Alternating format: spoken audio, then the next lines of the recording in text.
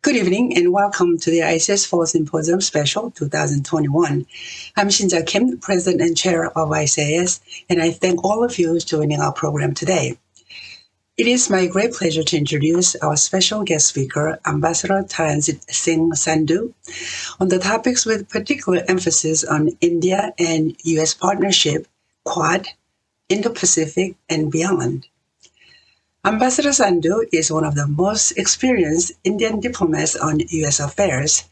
Having served in the Indian mission in Washington, D.C. twice earlier, Ambassador Sandhu has a distinguished career spanning over 30 years in the Indian Foreign Service since 1988, and he is widely known to be one of the most accomplished, consummate diplomats in Washington, D.C. Born in a family of educationists, Ambassador Sandhu studied at the Lawrence School, Samovar, and graduated with history honors from St. Stephen's College in Delhi. And he pursued a master's degree in international relations at the Jawaharlal Nehru University in New Delhi. Taranjit is married to Mrs. Rinat Sandhu, who is a senior officer in the Indian Foreign Service and currently Secretary in the Ministry of External Affairs. As a father of two children with interests in books, movies, and outdoor sports, he assumed the charge as ambassador to the United States on February 3rd, 2020, and Ambassador Sandhu presented his credentials to the President of the United States, Mr. Donald Trump, at the Oval Office of the White House on the 6th of February 2020. So, ladies and gentlemen, with that short introduction, hope you enjoy the program. Let's welcome Ambassador Sandhu. Thank you. Ambassador, it's all yours. Thank you. I hope you can hear me. Yes. Okay. I think the picture is coming in a slow motion, but nevertheless, we can hear each other clearly. The leadership of ICAS, members of the Institute of Korean American Studies in the United States and in South Korea, friends, I am delighted to be here with you today. For many of you joining from South Korea, the land of morning calm, it is early in the morning. I'm grateful for your time. Indeed, technology has helped bridge transcontinental distances and brought us together on a common platform. I understand that many of you keenly follow Bollywood movies.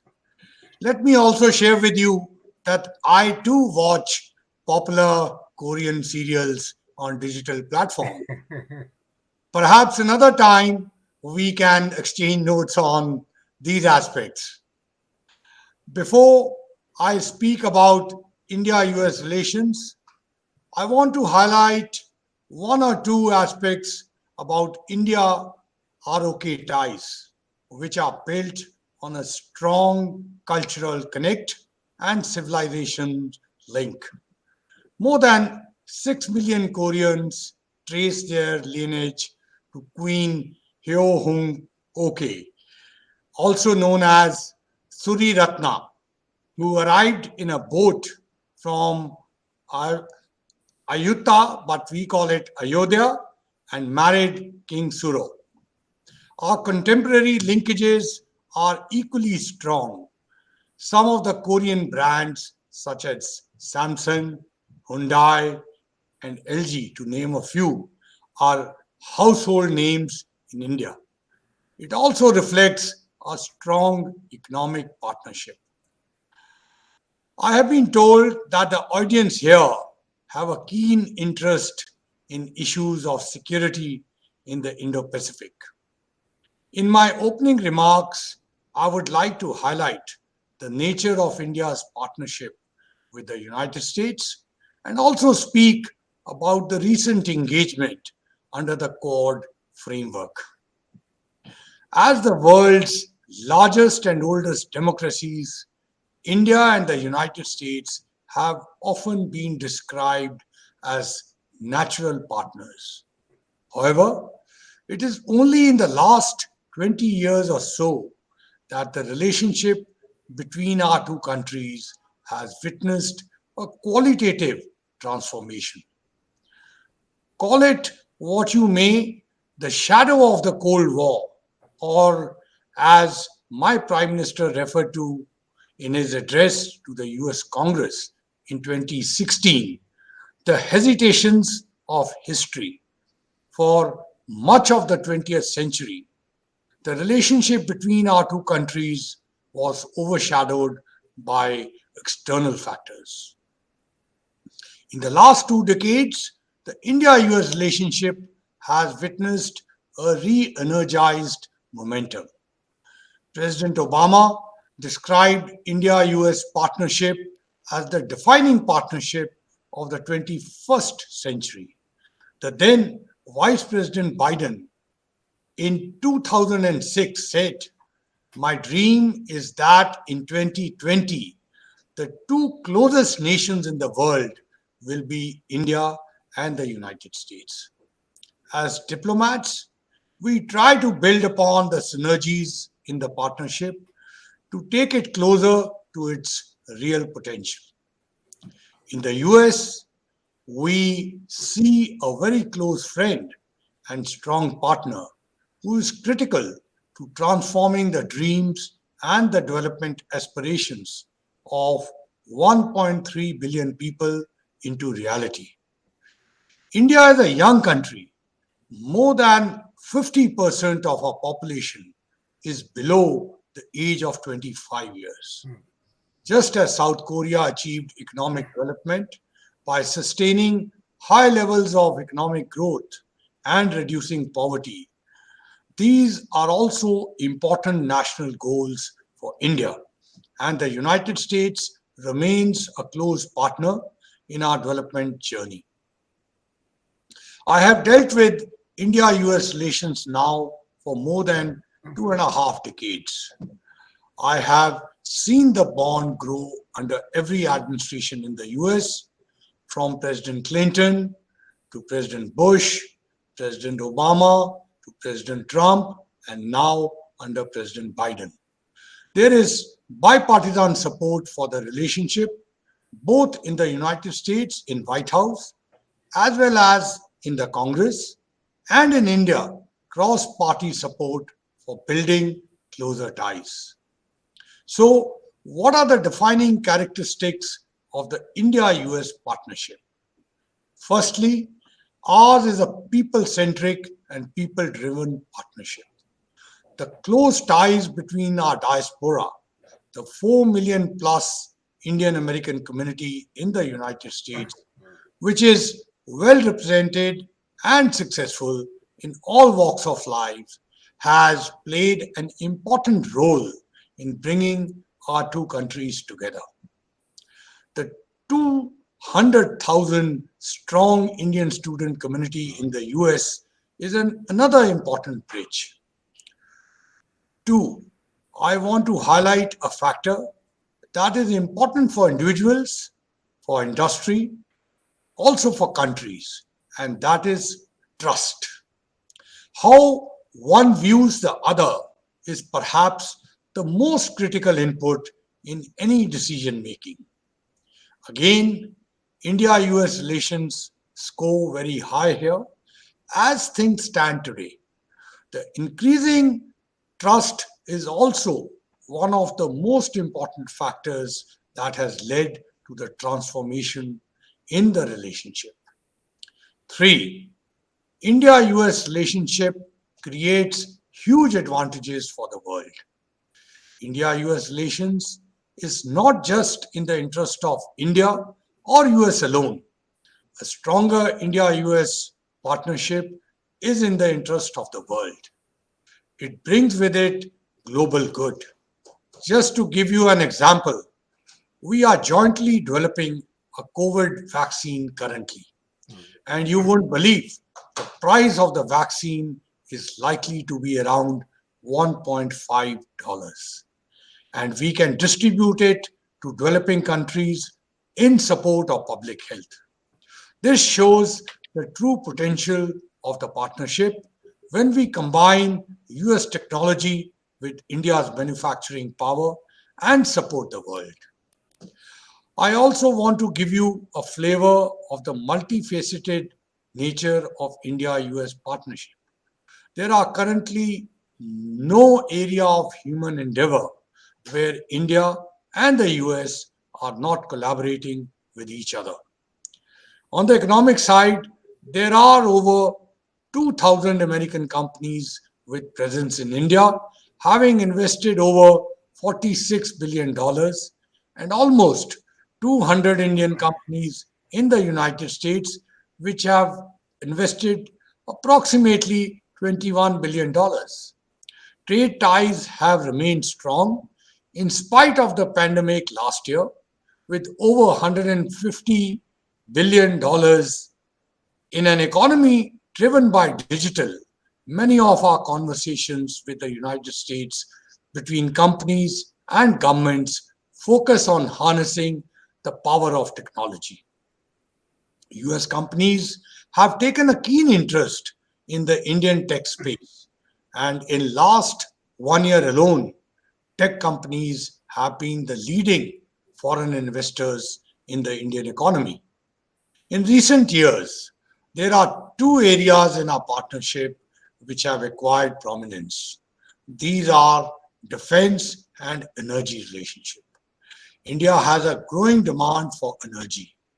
As we grow and develop our economy, this demand will only increase. The bilateral energy trade with the United States grew in the last 4 years from $0 to around $20 billion, especially in natural gas. The United States is emerging as an important partner in India's energy security. Prime Minister Modi and President Biden recently announced the India-US Climate and Clean Energy Partnership 2030, which focuses on mobilizing finance and technology for clean energy development. Given the current global energy crisis, both India and the United States also decided to release oil from the strategic reserves in consultation with partners like ROK, Japan, etc. Defense and security partnership is the other area that has gained salience in the last 2 decades.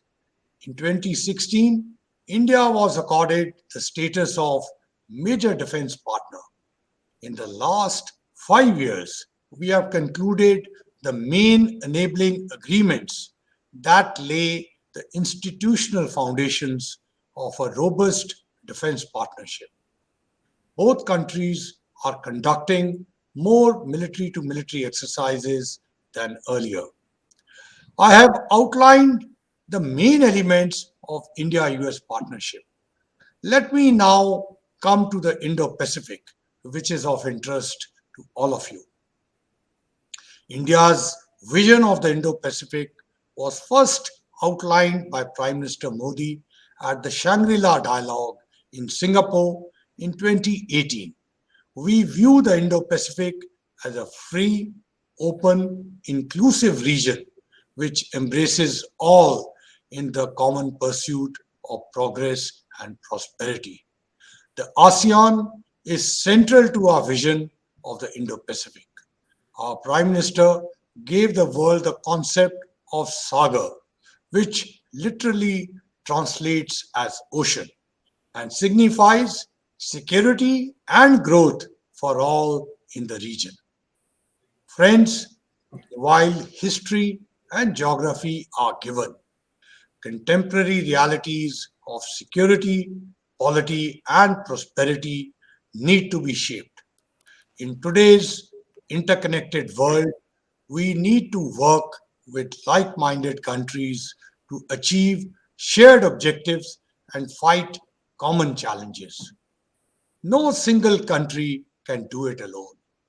We seek to cooperate with other countries towards that goal.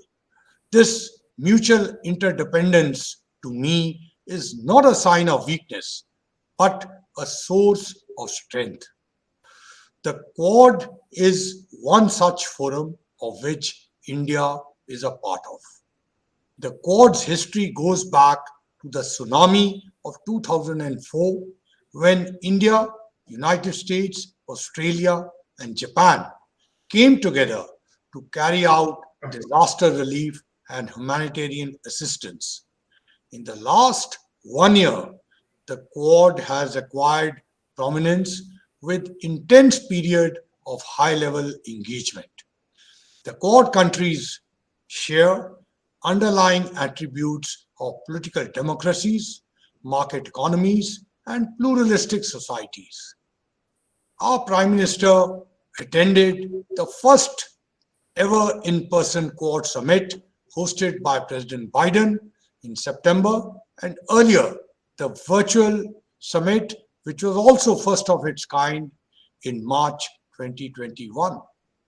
Quad has come out with very focused and practical areas of cooperation, such as COVID vaccines and pandemic preparedness, emerging and critical technologies, climate change, education, infrastructure, and space cooperation, etc. Vaccines is top of the list. Under the Quad Vaccine Initiative, India will manufacture 1 billion doses of COVID vaccines to supply in the Indo-Pacific region. This is a unique initiative which brings together US technology, Japanese capital, India's manufacturing ability, and Australia's logistics for a broader good. The Quad's agenda is constructive, aimed at making it a force for global good, as my Prime Minister called it. As someone who has been active in business of diplomacy for more than 3 decades, let me close by saying that it is the friendship that we cherish, the trust that we build, the connectivity that we craft, hold potential solutions to many of the pressing problems that confronts today's world. Creating trust and friendship is therefore part of our very survival. Thank you. Thank you, Ambassador. That's a great speech. Now the floor is open to Joe Bosco. Let's go. Mr. Ambassador, thank you very much for doing this. When you mentioned the 2004 tsunami, it brought back memories since I was at DOD at the time, and we participated in the very conference you described, India, Australia, Japan, and the United States. Your theme of cooperation among democratic countries is a very important one. And I wonder what you would be offering in terms of India's posture should there be an outbreak of hostilities over Taiwan. Other countries in the region have indicated their support for United States defense of Taiwan should that be necessary. I wonder what role India would play. Thank you.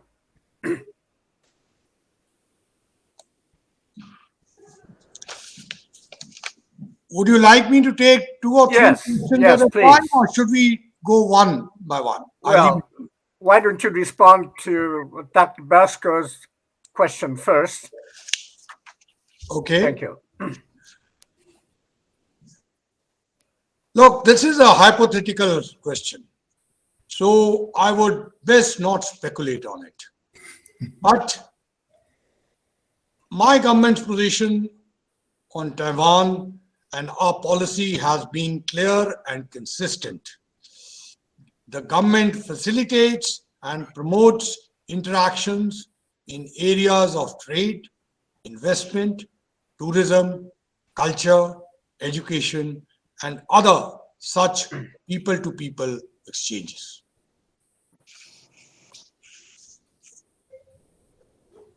Okay, very good. Tong Kim, go ahead, please. Well, I will continue with the previous question of what India might do in case Taiwan is attacked by China. It's a lot of confrontation. They don't see whether this issue will be peacefully resolved as everyone else wishes it to be. But I wonder what India's position will be in case that happens. Secondly, what's India can do anything about the North Korean situation to help denuclearize itself through dialogue, engagement, and negotiation. Thank you. Go ahead, Ambassador.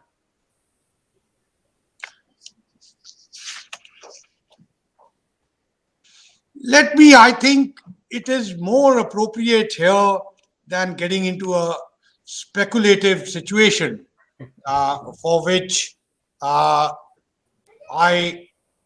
don't have an answer at the moment. Once the situation arises, then it's different. But let me respond to what our overall relationship between India and China is today.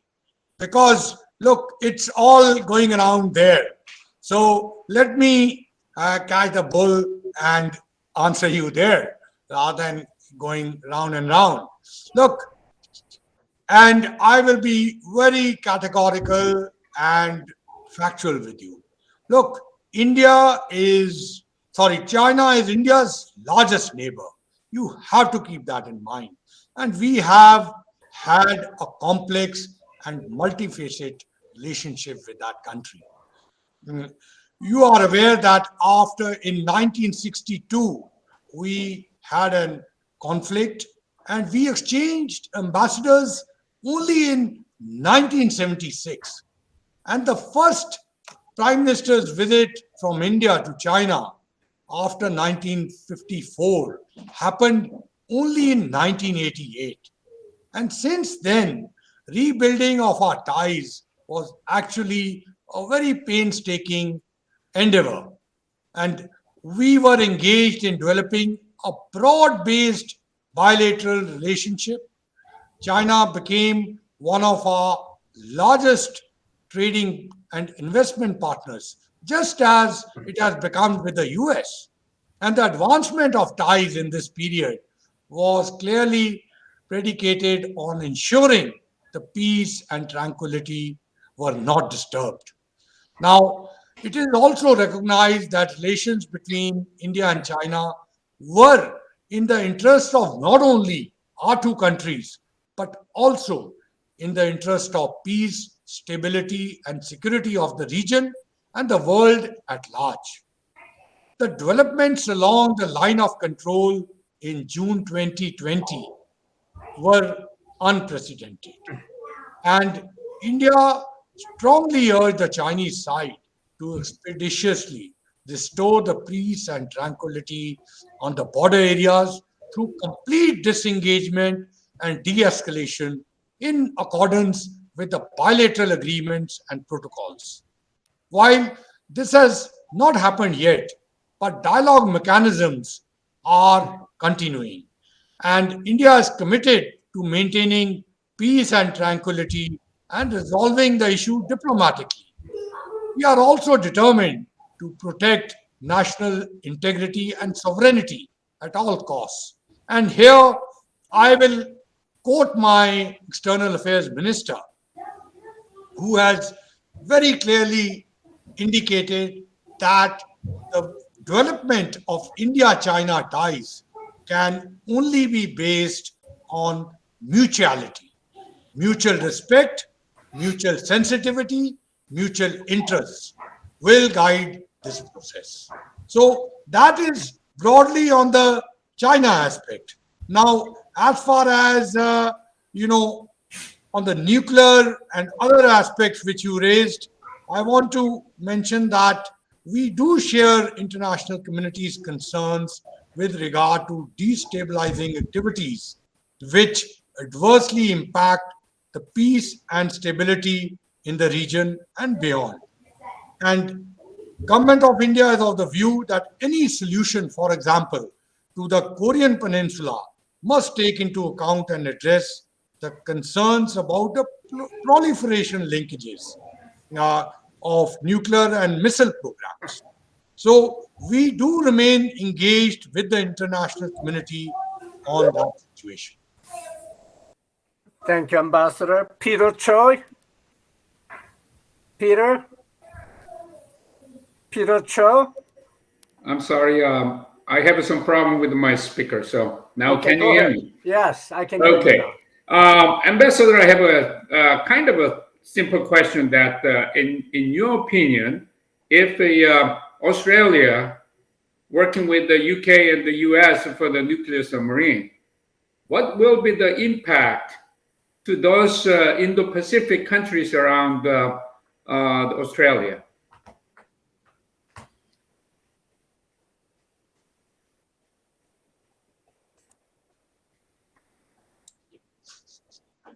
Okay, Ambassador, it's your turn. Can you hear me? Yes. Yeah. Okay. Now, firstly, about the AUKUS. I clearly, as per my understanding, it's a trilateral security alliance to enhance Australia's capability. And as all of you know, India is not part of it. Now, as far as your aspect about nuclear capability, etc., is concerned, I must mention to you that the AUKUS, in a sense, also reflects that in the changing nature of diplomacy, with countries coming together in different combinations to advance their interests in a world which is becoming increasingly multipolar. So, therefore, Quad is one, while it is not a military platform, as I have mentioned to you, we have a number of areas which in my speech I brought out.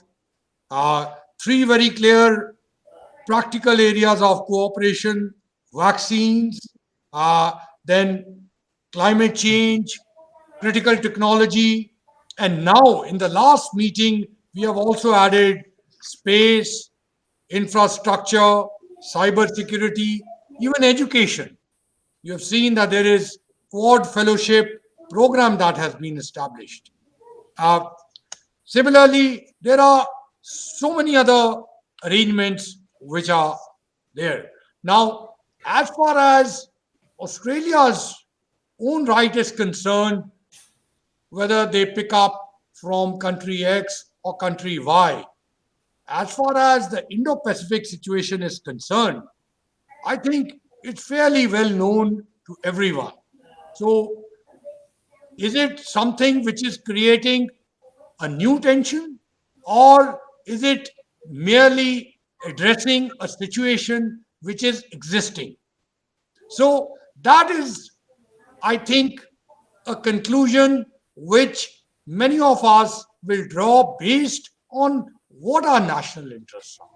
So, I think we would be respectful of Australia's national interest, what decisions they have undertaken in that, and where they pick up their submarine technology.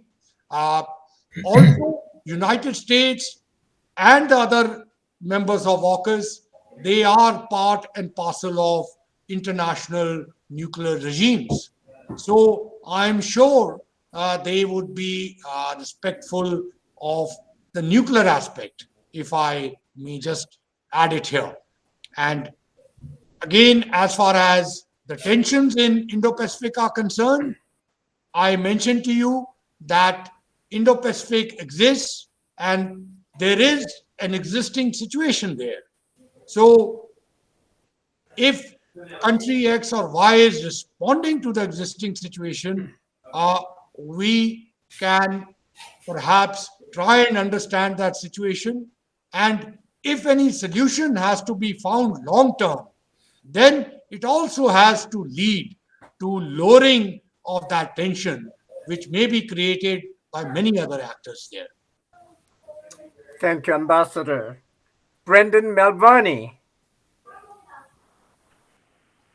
Brendan? Yes, sir. Thank you very Go much ahead. for. Yep. Can you hear me? All right, go Great. ahead.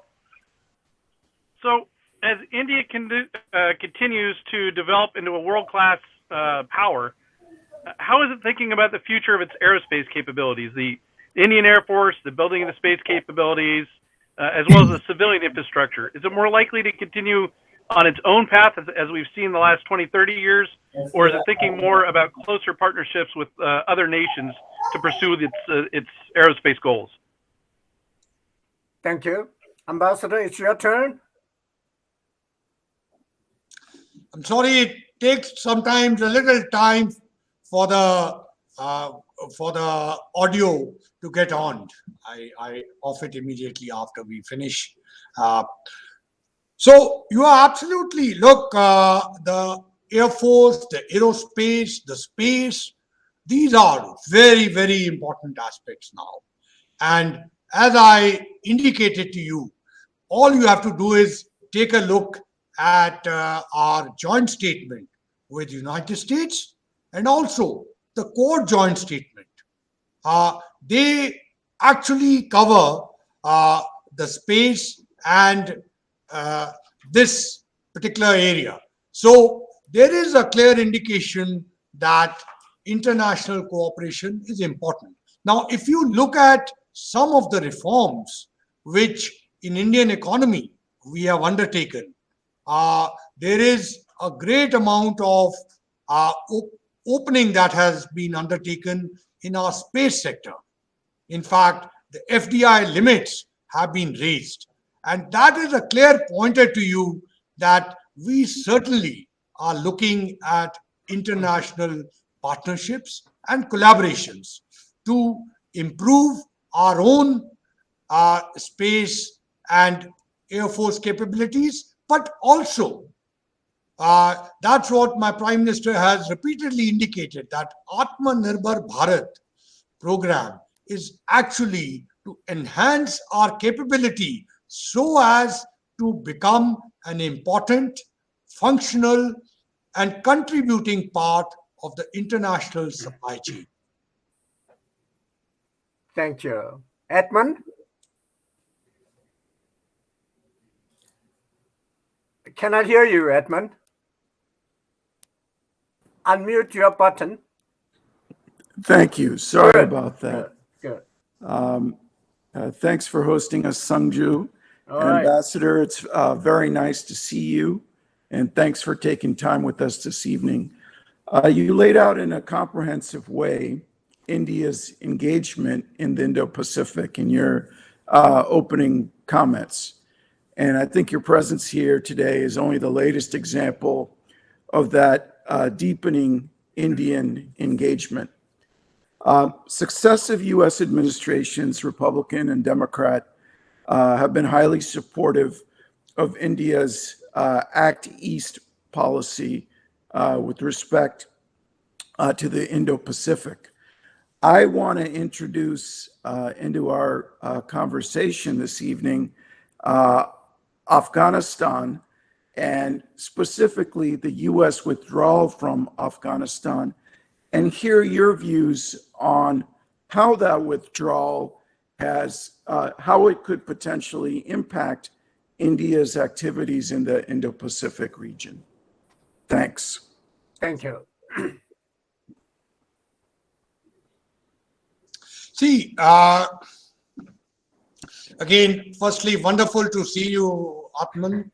I know, and I want to compliment that you are one of the important reasons why I am speaking in this platform. So my greetings, and my staff have been breathing down my neck that I have to speak. It's just been that there have been too many activities happening around. But Afghanistan is an important issue for us. It's our neighbor. And if I may draw you down into history, we have had a long connect with Afghanistan. And even in the bringing you to the current situation, we were very active development partners with Afghanistan. A lot of infrastructure projects were created with help of India. That not only creation of parliament, etc., but also creation of dams, and we were trying to help with skill development of the people. Not only women-oriented skill development projects, but broader, helping out and enabling people to develop the capability within themselves of enhancing their incomes, and that in long term would have brought stability into Afghanistan. So unfortunately, there has been what I will call is outside interference.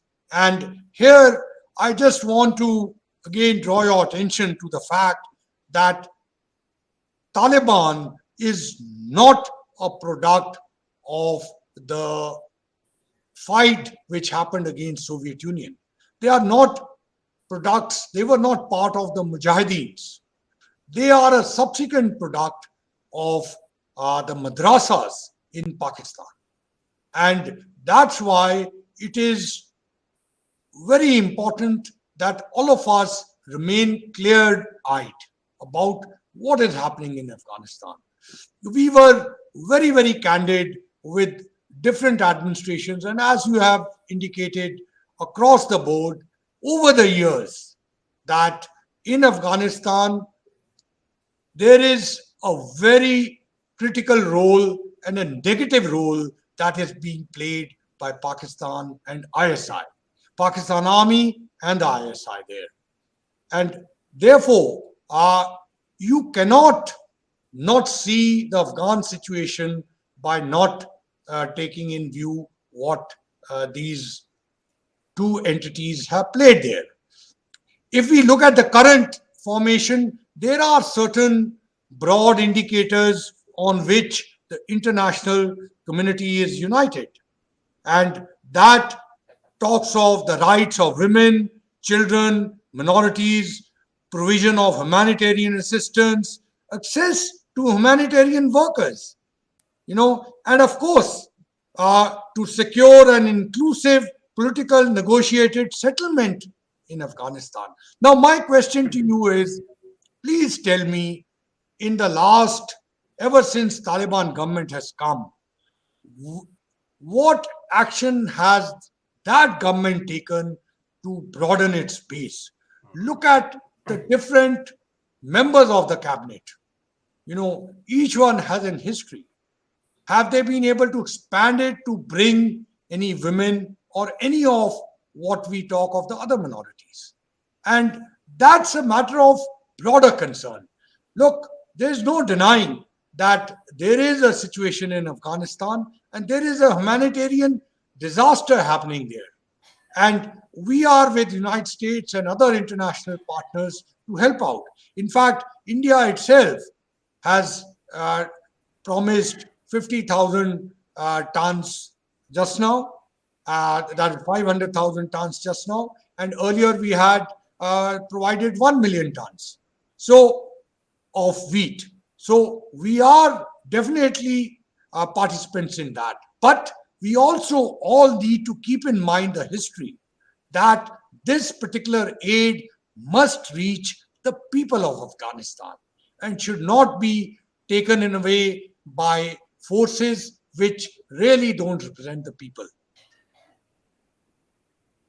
Thank you, Ambassador. Richard White, go ahead. Thank you, Mr. Ambassador, for such an excellent presentation. You mentioned the cooperation and progress the U.S. and India have achieved in the defense domain, particularly with the exercises and the enactment of the foundational and enabling treaties. Where would you like to take this cooperation next in, say, the next 3 years or beyond? So, did you hear that? Yes, I heard that, but it takes a little lag before No I can get back to you. So, look, as you very aptly pointed out that, and I, in my opening comments, mentioned that defense and strategic ties today form an important foundation for United States-India relationship. And we have what we, in fact, today, in the last 2 decades, even our defense trade has gone from almost negligible $0 to something what we have 20 billion plus. Also, what is significant is that I recall way back when I was here on my first tour in 1997, I would go around on the hill trying to explain that why it is so important, and not only explain here but also on my side. Today, India has been designated as a major defense partner, and we have signed all the foundational agreements as you pointed out. So therefore, it is a much better base today we have. But as you rightly pointed out, there's a lot that ground needs to be covered still. So we are trying to work on developing co-production and co-development of platforms. Apart from increasing mill-to-mill cooperation, which you have already identified, we have bilateral level, we are having so many exercises. In fact, in the last 2 months itself, we have undertaken 3 exercises in United States itself, apart from the Quad and we have Malabar exercises across India. So therefore, we also have this Defense Technology and Trade Initiative, which was launched, of course, during President Obama's time. But it's very important that we further intensify that. So therefore, as I mentioned in my speech in the beginning, that there is increasing trust between us. And one outproduct of that trust will be increasing defense cooperation between our 2 sides. And as I mentioned, co-production and co-development, where we can be part and parcel of the broader supply chain. And as you are aware, today we are looking very closely, not just in the defense side, but also in a lot of civilian side of having reliable supply partnerships with United States and many like-minded countries, including South Korea. And here, if I may just add, there is a strong counter-terrorism partnership between our 2 countries. And in fact, both Prime Minister Modi and President Biden had affirmed their commitment to fight terrorism at the bilateral summit which we had in September. And a number of related bodies out of that, working groups, they are holding their meetings and dialogues are also going on. Just like on the defense side, a number of interactions continue, and we are looking forward to having the next 2+2 sometime early in the next year. Thank you, Ambassador. Kevin Carlson, please, go ahead. Kevin? Yep, I'm Go here. ahead. Yeah. Ambassador, thank you for talking to us today. In regards to the Quad, does India welcome a South Korea partnership into the group, or would it cause a regional destabilizing environment with regards to China?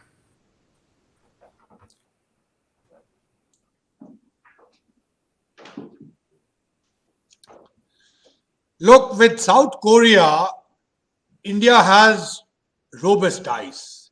And ROK India Special Strategic Partnership is built on the foundations of deep-rooted historical and cultural bonds, which I alluded in my opening comments, and also is based on shared universal values of democracy, free market economy, rule of law, common commitment to a peaceful, stable, secure, free, open, inclusive, and rule-based region.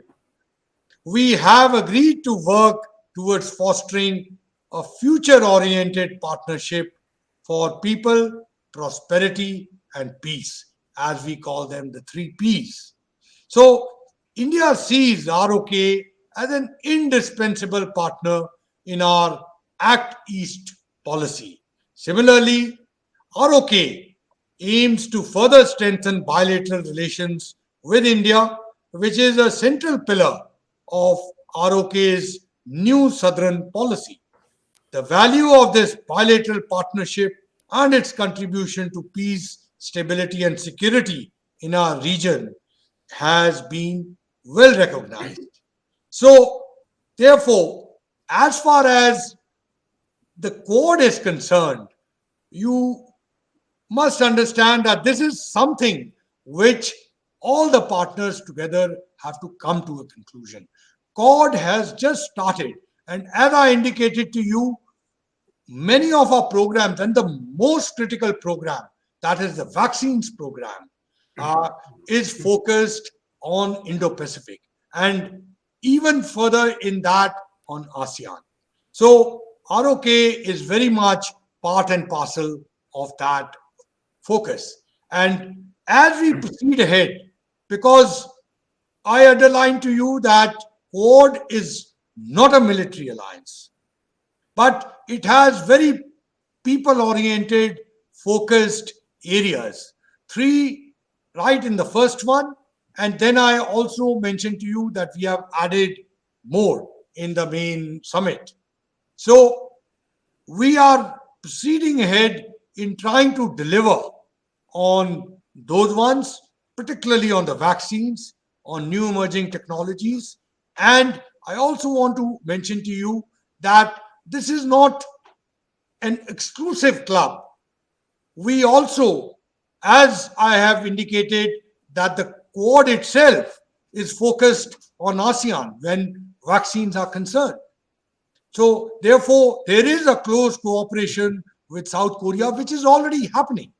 So as we proceed ahead and as all the 4 countries decide to open up after consolidating the current commitments which it has made, I'm sure we will address those issues. So from what you have said, is there any limitation or negativity on our part? Certainly not. What I have read to you is very clearly indicated that South Korea is seen as an important partner, important bilateral partner by India. Thank you, Ambassador. Lincoln Smith. Yes, Lincoln, go Dr. ahead. Kim. Thank you very much for a wonderful conference and the opportunity to speak with the ambassador. Ambassador, my question this evening is to your opening remarks. You spoke of trust as one of the key elements of the relationship between the United States and India. Over to China, Mr. Ambassador, could you characterize the current level of trust between the government of India and the government of China today in 2021?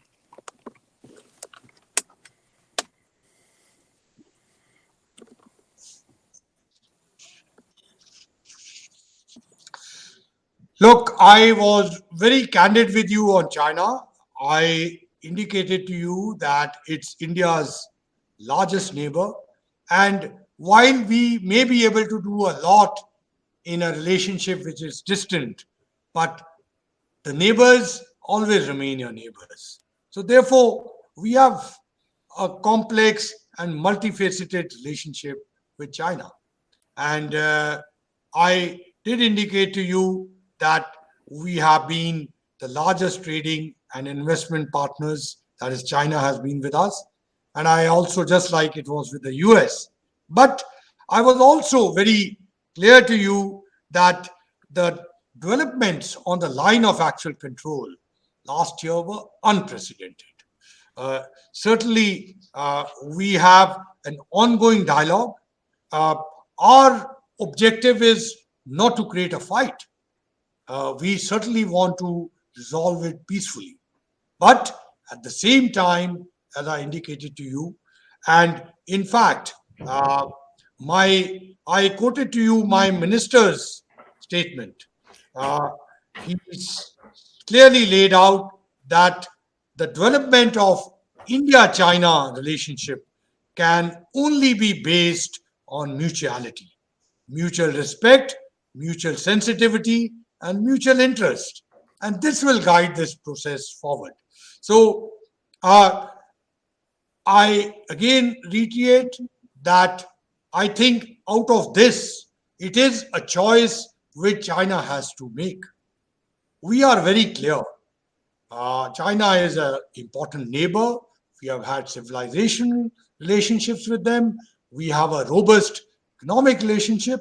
But there is the peace and tranquility on the border is an important issue. And there is no compartmentalization there. You cannot say that we will develop further on this part, but the border will remain troubled. So there is a linkage. It is up to China. We have been having conversations directly with them. My minister has met with his counterpart. There are a number of mechanisms through which constant exchanges are taking place, even at the military to military level, at the diplomatic level. Our effort and our objective is to resolve the situation through diplomatic means. But as I have indicated to you, and as the events have shown, that as far as our territorial integrity is concerned and our sovereignty is concerned, we are very mindful, and we will certainly do our best to protect that. Thank you, Ambassador. Larry, next, do you have any questions? Yes, can you hear me, Go ahead. Sandu? Go ahead. Very good. Can you hear Go me? ahead. Go ahead. Mr. Ambassador, China has approached a number of countries, several countries on the rim of the Indian Ocean about establishing Chinese naval bases in these countries. China made a major approach with Myanmar.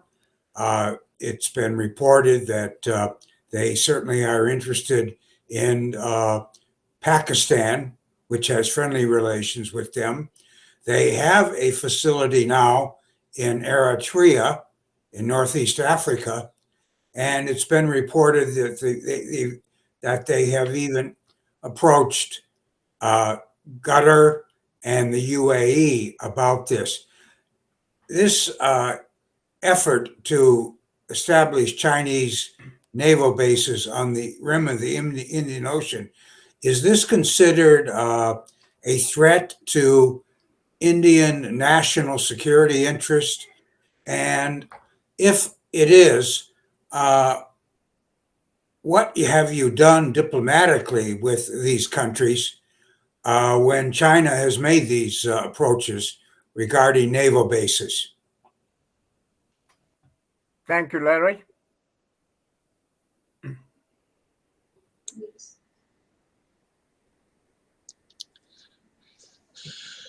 Let me just add here that previous to this assignment, I was India's High Commissioner to Sri Lanka. And I think that will add to many of the areas which you have raised.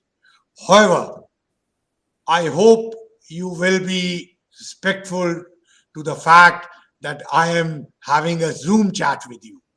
So perhaps we will wait when we can have an in-person, very candid and very frank conversation on this. I will simply say here that any setting up of naval bases in the Indian Ocean, whichever countries you have mentioned, or whether it's in Sri Lanka or whether it's in any, is certainly a matter of grave concern.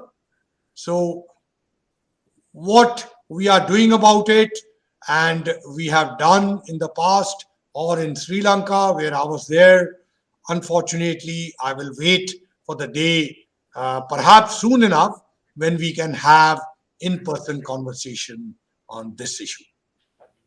Thank you, Ambassador. Peter Cho, do you have a follow-on question? Peter. Ambassador, thank you very much for your explanation on the Indo-Pacific balance and the peace. I really appreciate, sir. My follow-up question is, again, the Australia nuclear power submarine program, if it moves forward, then how that impact for the North and South Korea's ambition on nuclear power submarines?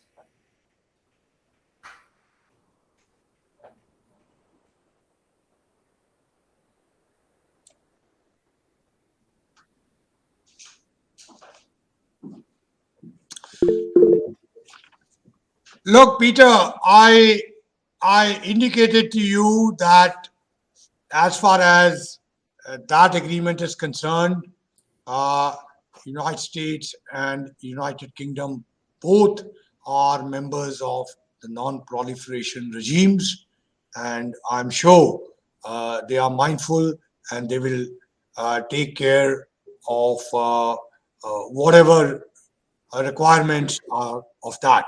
But to your answer regarding North and South Korea's nuclear and missiles capability threatening the regional stability and security, I have briefly mentioned that the government of India does share international community's concerns with regard to any destabilizing activities which adversely impact peace and stability in the region and beyond. And specifically, the DPRK's continued pursuit of any nuclear and ballistic missiles programs and its proliferation links directly impacts regional security, which would pose grave threat to international peace. So, Government of India is of the view that any solution to the Korean Peninsula must take into account and address concerns about the proliferation linkages. And India remains engaged with the rest of the international community on the situation in the Korean Peninsula. Thank you, Ambassador. Edmund, it's last question. Oh, wow. I better make it count. Yes. So I wanted to come back to Afghanistan and tie back your very helpful remarks to the Indo-Pacific and India's policies in the Indo-Pacific region. And my question is, does the current situation in Afghanistan right now, does it present complications for India's Indo-Pacific engagement?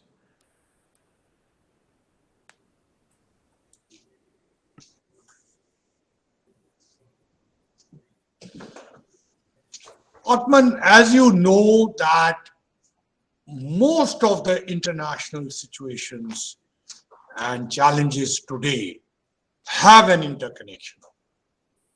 So, in my understanding, there is a broader connection in Afghanistan too.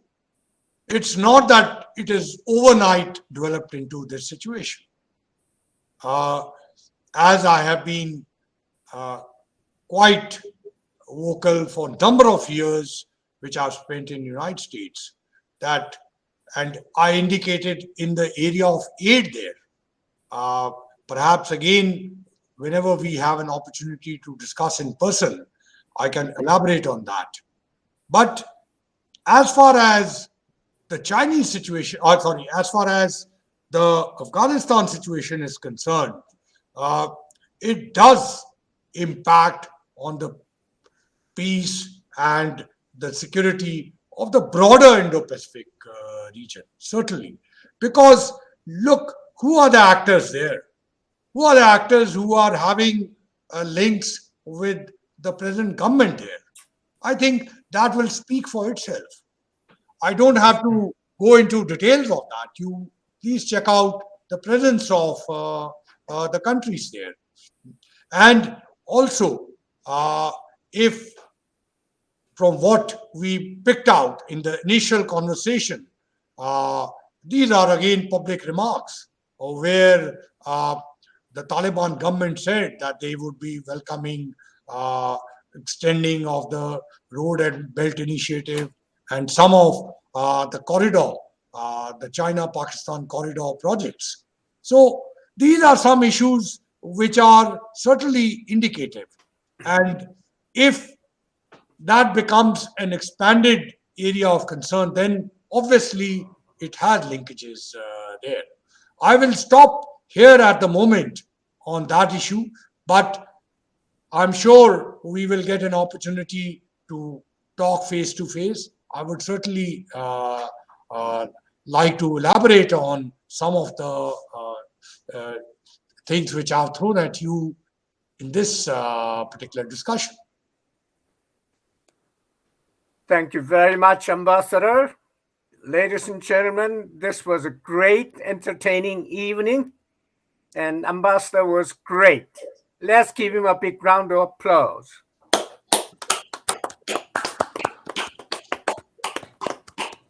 So, Ambassador, thank you, and we'll release you. Thank you very much. I had a prior commitment, so had a bit of a hard stop, but okay. I think we were able to address a lot of questions, and I enjoyed interacting with your group, and I hope soon enough next year the situation will improve. Notwithstanding the variant, we'll be able to meet in person. Okay, very good. Good night, ladies and gentlemen. The meeting is adjourned. Thank you.